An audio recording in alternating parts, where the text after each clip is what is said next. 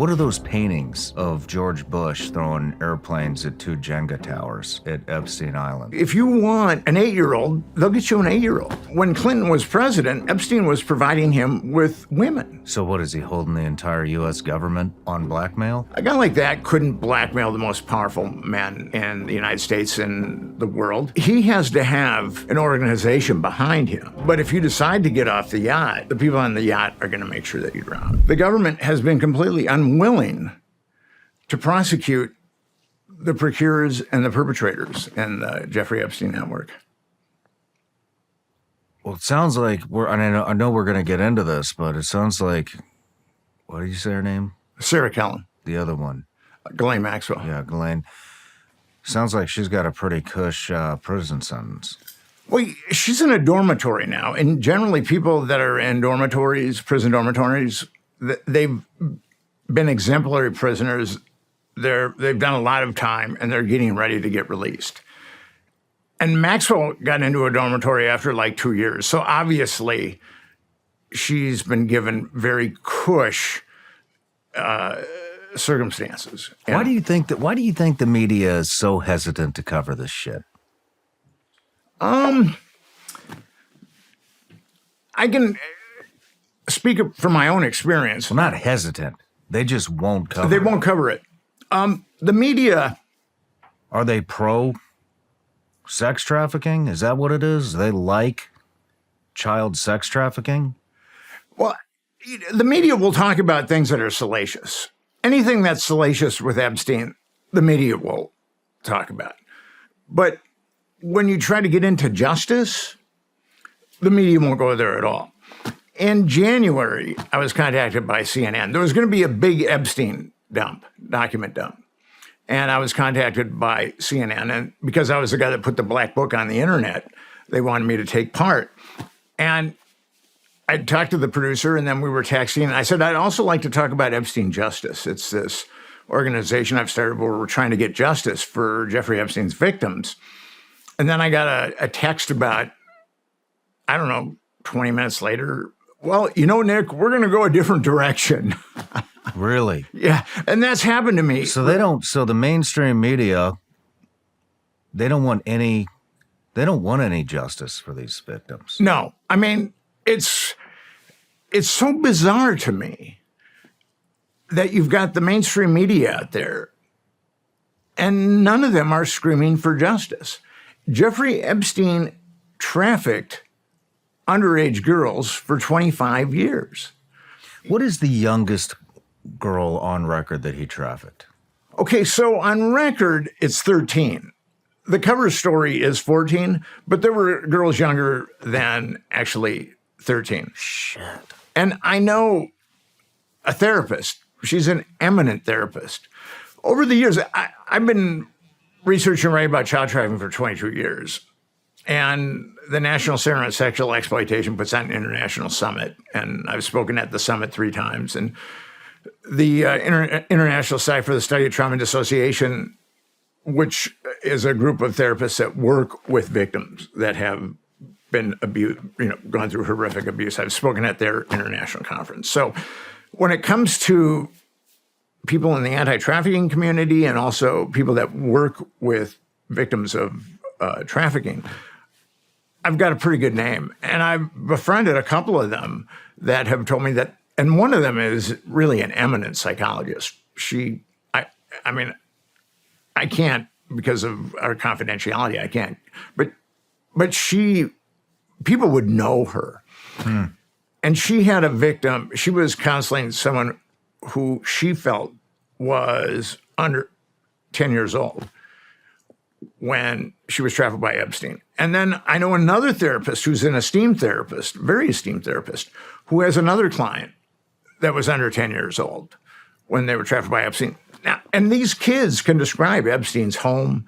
They can describe parks that they were taken to by his home in New York.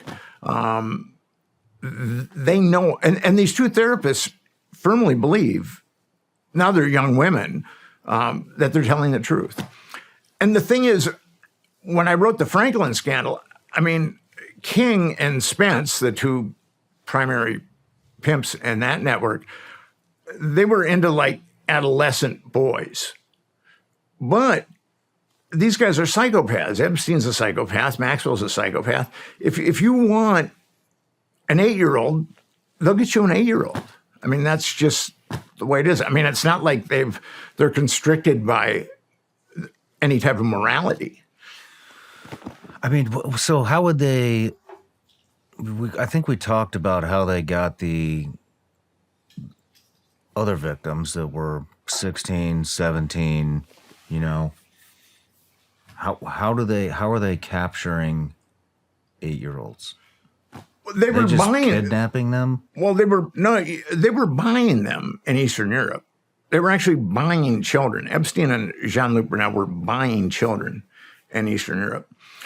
And what I've seen, like in the Franklin scandal, Boys Town was being plundered by Lawrence King, one of the pedophilic pimps. And the number 2 guy at Boys Town at that point, his name was Father James Kelly. I hate to call him father, but his name was James Kelly. And he'd molested a number of kids in upstate New York. And the Catholic Church, in its infinite wisdom, put him at Boys Town. And I was told by every year, the students of Boys Town are like the mayor. Boys Town is like an incorporated city. And I was told by a former mayor of Boys Town that he felt that Father Kelly was compromised and that's how these kids were able to get passes for the weekend. Because, it's kind of, I was just looking, when I was looking at Boys Town, I was just looking for kids that had been trafficked by Lawrence King. But then I encountered like 6 kids that had been molested by James Kelly. So it's shocking. The Catholic Church knew what he was about in upstate New York, and then they moved him to Boys Town. They have a history of this, though, don't Yeah. they? Oh, yeah. The Catholic Church moves the priests. I mean, that's why they're getting sued into oblivion now, is because they were fully cognizant of the behavior of these priests, and then they would move them to a different parish. They just picked up a Catholic priest here in Franklin for doing that. I don't know if they charged him or if he got a guilty verdict, but yeah, they did. It was, I don't know, maybe, actually, I think it was right before last Christmas when it came out. No, it was right after. Yeah. Yeah. The Catholic Church is, you would think, would come to the point where it would be transparent. And whatever happened, happened. You would think it would be a spiritual organization. And I know people that are Catholic that are very spiritual. I was Catholic. Yeah. And you're very spiritual. But I think when you run, institutions, when something becomes an institution, and we've seen this a lot, institutions become concerned about their power, their money, and their prestige. Yeah. And they put that above, like Penn State is an example. They knew that, the Penn State people knew that Jerry Sandusky was molesting those kids, but it was concerned about its power, money, and prestige. The Catholic Church, money, power, prestige. The Boy Scouts, money, power, prestige. That's just, institutions become that way. Institutions like the Boy Scouts, I believe, started out with the purest of motives. But then at a certain point, it became concerned about its money, power, and prestige. And it knew about a bunch of these. It had a big list of scoutmasters that had molested kids. Going back to I just have some questions before we really dive into the interview, and I just don't understand why they're not going after him. And is everybody guilty? I mean, why did everybody have a hand in this? Like, why is nothing happening? The judge almost got assassinated. What is going on? What are those paintings of George Bush throwing airplanes at 2 Jenga towers at Epstein Island? What is the painting with Bill Clinton wearing a dress and red high heels. What is that? Is that a I gotcha? You better not say anything ever? There's a lot of symbolism in those. It's definitely entirely possible. Epstein had a very warped mind. But despite that, he pandered to other people with warped minds. And perhaps he had insights. I believe Epstein was intelligence, for sure. And he was in a very high strata of intelligence. And when Clinton was president, Epstein was providing him with women. We talk a lot on this show about protecting your family and being prepared for the worst case scenario. But there's one area of protection that a lot of us, myself included, for a long time tend to procrastinate on, and that's life insurance. I've had term life insurance for several years now, and I remember the exact moment I realized I needed it. It was right around the time my son was born. I started thinking about the mortgage, the kid's education, and all the expenses I'd want covered if the unthinkable happens, and I'm not here to provide for them anymore. But having a plan in place is what actually allows you to breathe easier. If you've been putting this off because you think it's too expensive or too much of a hassle, you need to check out Fabric by Gerber Life. Fabric by Gerber Life is term life insurance you can get done today, made for busy parents like you, all online, on your schedule, right from your couch. You could be covered in under 10 minutes with no health exam required. A lot of people assume their work-life insurance is enough, but most policies don't provide nearly enough coverage and don't follow you if you leave your job. Fabric offers affordable, high-quality life insurance like $1 million in coverage for less than $1 a day. Fabric is partnered with Gerber Life, trusted by families just like yours for over 50 years. And Fabric is rated excellent on Trustpilot with over 1,900 five-star reviews. There's no risk, you get a 30-day money-back guarantee, and you can cancel at any time. Join the thousands of parents who trust Fabric to help protect their family. Apply today in just minutes at meetfabric.com/srclips. That's meetfabric.com/srclips. meetfabric.com/srclips. Policies issued by Western Southern Life Assurance Company, not available in certain states. Prices subject to underwriting and health questions. He was signing into the White House and provided him with women. I don't think that they were minors, but they were definitely young women. So even when even when Clinton's the president, Epstein is delivering women to him in the White House. So someone like that has a lot of dirt on a lot of people, knows a lot. Yeah. So what is he holding the entire U.S. government on blackmail? Well, obviously not anymore. The thing with Epstein, and this is where people don't really understand. Jeffrey Epstein by himself couldn't blackmail anyone. Jeffrey Epstein was a college dropout from Coney Island, kind of a working class family. A guy like that couldn't blackmail the most powerful men in the United States and the world. He has to have an organization behind him. And that organization tells people, if you harm Jeffrey Epstein, there's going to be retribution. That's the only way that Jeffrey Epstein can blackmail some of the most powerful men in the world, is if there's an organization behind him that has a lot of power. What organization was behind him?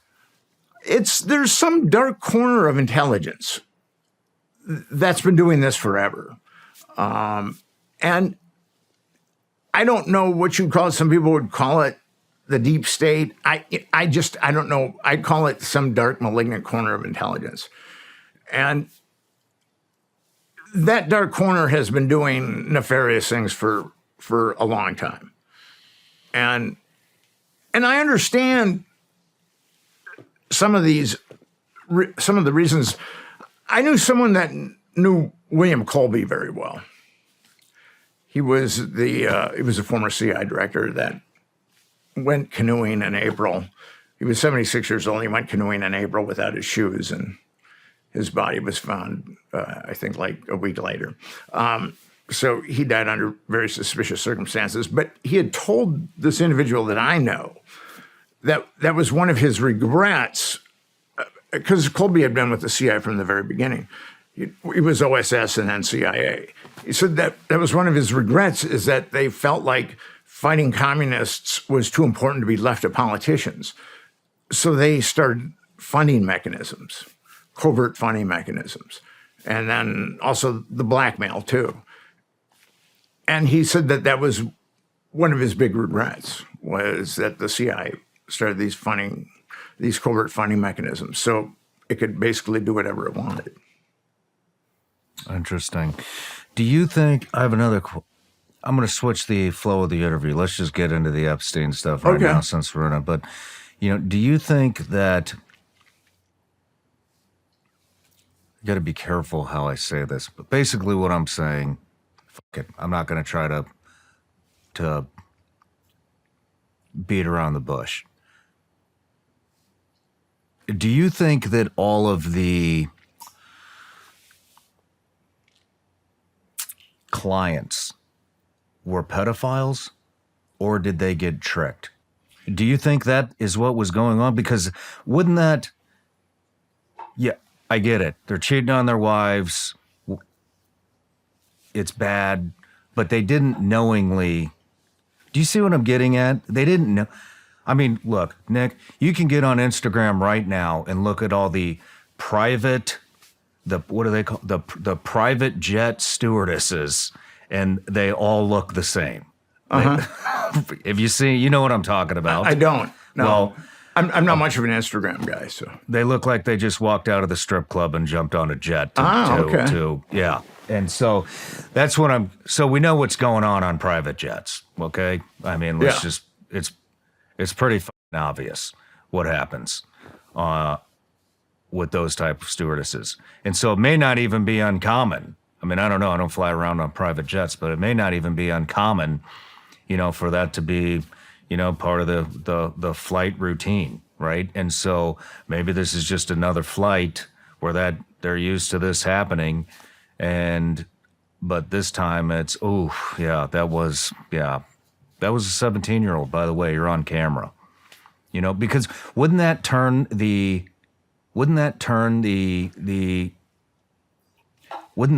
them into somewhat of a victim as well? Well, I think all the above to what you said. I think sometimes they're tricked, but Epstein was frequently pandering 14-year-olds. And we know he was pandering 13-year-olds. And I don't think it would be hard to differentiate between a 13-year-old or 14-year-old and an adult. And as I said earlier, Epstein, I believe, pandered kids that were under 10 years old. So I think it's all the above. Guys could have been tricked, for sure, with some of these young women that look like adults. But then some guys they're pedophiles. I mean, yeah. I mean, that's their thing. That's what they're into. And like Epstein, his thing was pubescent girls. You know what I mean, though? I mean, you definitely have your repeat offenders. Yeah. I mean, we all know who they are, at least a couple of them, but there's also people, from my understanding, that were, one-time offenders, or supposedly. And I don't know. I thought a lot about this, and like I said, it's, yes, are they stand-up citizens by flying around in private jets and doing whatever to women that goes on there? No, they're not stand-up citizens, but, I mean, they're not doing anything anybody else isn't doing, and at least it's not uncommon. And so to trick somebody like that, I think, would be relatively easy, especially with a 16, 17-year-old. With the 16 or 17-year-old, yeah, I think so. I got to a blackmail photographer who was part of the Franklin trafficking network. And I was initially cutting my teeth on the story. I was trying to figure out how, I was trying to figure out so much stuff. And I asked him about the blackmail angle. And he said, to me, it's like you're on a yacht. Mm-hmm. And it's a beautiful yacht. It's a beautiful day. And you can have anything you want on the yacht. But if you decide to get off the yacht, the people on the yacht are going to make sure that you drown. So once you've been compromised, there's almost an incentive to keep going with it. I mean, you're not going to stop. I mean, there's already footage of you. You're part of that club. You're part of that omerta, where you're going to keep your mouth shut and do what you're told. How many names were in that book? Do you remember? In the Black Book? Yeah. A bunch of them, but not all of them were pedophiles. Yeah. But how many were clients? Estimation. Probably 50 or 60. 50 or 60? Yeah. And I could be wrong. There were a number of names that were circled. How the Black Book came into my possession, I can't really get into the definitive machinations, but Alfredo Rodriguez was a house manager for Epstein. And he made copies of the Black Book. And he tried to sell it to one of the attorneys that were representing some of the kids that Epstein molested. And the attorney called the FBI, and the FBI did a sting on him. Mm-hmm. And according to the affidavit of the FBI agent, she said that the ones that were circled were ones that he felt were incriminated. And there were a number of very powerful guys that were circled. And like Bill Clinton wasn't circled, but Epstein had 25 contact numbers for him. And that's another indication, too, with the Black Book is how many contact numbers does Jeffrey Epstein? Like, he only had 2 contact numbers for Mick Jagger. So I doubt that he and Mick did much. Although Mick Jagger is, I think, according to Mackenzie Phillips, he molested her when she was, I think, 12 or something. But I don't think that, although Epstein had a couple of numbers for Jagger, I don't think that he provided Jagger with children. And it's not because I like the Rolling Stones. It's just, with only 2 contact numbers, I haven't really seen anything where they're together. Mm. So, But there's a lot of other people in that book that are circled. And I think that tends to incriminate. I think Alfredo Rodriguez, I mean, he was Epstein's house manager for quite some time. So he knew a lot of what was going on. And then the FBI ultimately impounded the book. And then I got it from some people who got it from the FBI. And it really shows the breadth of his social connections. Now, people have argued that it's kind of funny. Like Mother Jones did an article where some guy called everybody in the Black Book. And no one knew Jeffrey Epstein in the Black Book. I don't know him. Never met him. So see how they run. That cracked me up. Interesting. And Mother Jones was actually, that writer was seemingly naive enough to believe that nobody in the Black Book knew Jeffrey Epstein. No matter where you're watching Shawn Ryan Show from, if you get anything out of this, please like, comment, subscribe, and most importantly, share this everywhere you possibly can. And if you're feeling extra generous, please leave us a review on Apple and Spotify podcasts.